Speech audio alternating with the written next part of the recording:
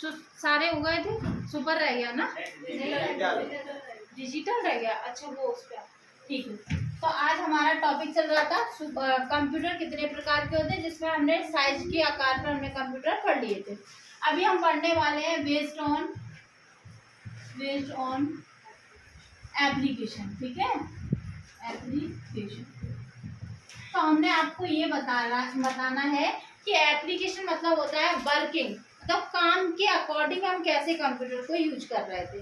तो काम के आधार पर कंप्यूटर ऐसे लिख सकते हैं, कार्य प्रणाली के आधार पर कंप्यूटर। ठीक है, तो कार्य प्रणाली के आधार पर कंप्यूटर कैसे होते हैं, हमने आपको 3 तरीके के पढ़ाए। कौन से? एनालॉग, पहला कंप्यूटर कौन सा है? Analog computer. तो इसमें समझेंगे एनालॉग कंप्यूटर क्या होते हैं। ऐसे कंप्यूटर जो हमें भौतिक मात्राओं को बताएं। ठीक है, अब हमें भौतिक मात्राएं क्या होती हैं, जैसे उन्होंने कहा कि हमें समुद्र की गहराई को मापना है, ये हम रोड खुदाई करने वाले, इसके नीचे पाइपलाइन है या नहीं, इस चीज को चेक करना है। ठीक है, तो हम कह सकते हैं कि जब हमें ताप मतलब टेम्परेचर, दाब मतलब प्रेशर, और ऊंचाई या लंबाई आदि को मापने या कैलकुलेशन करने के लिए हम एनालॉग कंप्यूटर का यूज करते हैं। ठीक है, हमने बोला कि अगर हमें क्या करना है, किसी भी चीज, जैसे हमने कहा भूकंप आने वाला है, उसकी हम अगर तीव्रता को मापेंगे, भूकंप कितनी स्पीड से आने वाला है ये हम मापना चाहेंगे, तो हमारे पास कौन से कंप्यूटर होंगे? एनालॉग, जो हमें कहीं ना किसी किस चीज को बताए, फिजिकल भौतिक मात्रा को बताए। ठीक है, तो वो सभी कंप्यूटर कौन से कहलाएंगे? एनालॉग। जैसे हमने कहा कि हम बाइक चला रहे हैं और बाइक चलाने में हमारी जो स्पीड दिखा रहा है, या हम देखते हैं कि इतनी डंडी हमारी पेट्रोल है, ये सभी कौन से कंप्यूटर बताते हैं? एनालॉग। अगर हम कहें पेट्रोल पंप पे पेट्रोल लेने गए, लीटर भी दिखा रहे हैं, उसमें प्राइस भी दिखा रहे हैं, कौन से कंप्यूटर है हमारे पास? एनालॉग। जैसे हम कहें हॉस्पिटल वगैरह में होते हैं जो बीपी मापने की मशीनें होती है, वो सब क्या हो जाएंगी? कौन? Analogue computer. क्लियर है?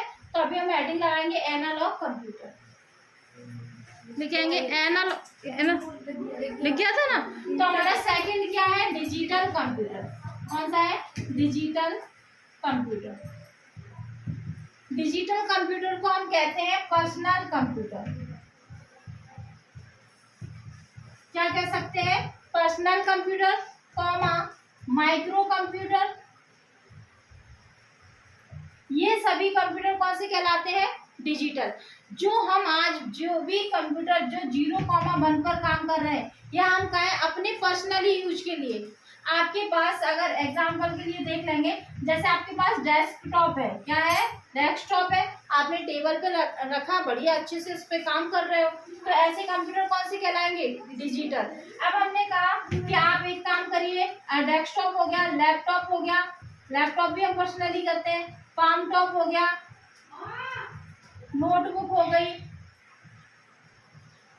नोटबुक कंप्यूटर आता है। ठीक है, टैबलेट, ऐसे कई कंप्यूटर होते हैं जो कैसे होते हैं? पर्सनली मतलब ये होता है, इसमें सिंगल क्या होगा?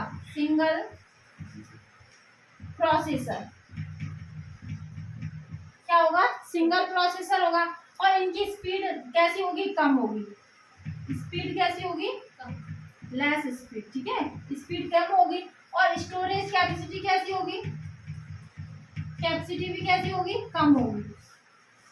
कम किसकी अपेक्षा super computer, mini computer, main frame, इन सभी कंप्यूटर की अपेक्षा इनकी कैपेसिटी कैसी होती है? कम होती है, क्योंकि ये कैसे है? सिंगल यूजर, वन टाइम में एक ही यूजर इस पे काम कर सकता है। कोई स्टूडेंट है, जैसे वो पर्सनली मोबाइल यूज कर रहा है, तो वो एक ही यूजर कर रहा है एक टाइम में। अगर आपको करना है तो दूसरे टाइम में दूसरा व्यक्ति कर सकता है, लेकिन एक टाइम में एक ही व्यक्ति काम करता है। तो ऐसे कंप्यूटर कौन से कहलाते हैं? डिजिटल। जिन्हें व्यक्ति अपने मनोरंजन, अपनी पढ़ाई के लिए, अपने बिजनेस के लिए, पर्सनली यूज के लिए यूज करेगा, वो कौन से कंप्यूटर कहलाएंगे? डिजिटल। ठीक है, डिजिटल कंप्यूटर। अब हमारा नेक्स्ट जो रहने वाला है वो कौन सा है हमारा, हाइब्रिड कंप्यूटर। हाइब्रिड कंप्यूटर, तो इसमें समझ लो ये कौन से कंप्यूटर होते हैं, हाइब्रिड कंप्यूटर, जो किस कंप्यूटर से मिलकर बने हो, एनालॉग और डिजिटल। तो हम यहाँ लिख सकते हैं analog plus digital computer equal to किस, कौन सा कंप्यूटर हो गया हमारे पास, हाइब्रिड। कैसे, अब आपके पास दोनों चीजें होंगी, समझेंगे पहले बाद में लिखेंगे हम। अब हमारे पास दोनों होंगी, कैसे, जैसे पहले के समय में हम बीपी जो अपना बुखार मापते थे तो थर्मामीटर का एक हमारे पास डिवाइस आती थी छोटी सी, उसमें खुद हाथों से लिखा होता था, जिसमें हम उसमें एक मरकरी टाइप से भरा होता है, जिसमें वो बताता है कि इसका जो मरकरी डाउन जा रही है ऊपर जा रही है, तो उससे पता चल जाता था टेम्परेचर, इनको बुखार है या नहीं है। ये कौन से कंप्यूटर थे, एनालॉग। लेकिन इस चीज से क्या हो रहा था, हम लोग नहीं समझ पा रहे थे, जो व्यक्ति उस क्षेत्र में विशेषज्ञ है वो तो अच्छे से समझ पा रहे थे कि इनमें क्या है। अगर कोई नीचे खुदाई कर रहा है उन्हें पता चल रहा था कि इसके नीचे कौन सा मटेरियल है, क्या है, लेकिन हम लोग उन चीजों से वाकिफ नहीं थे।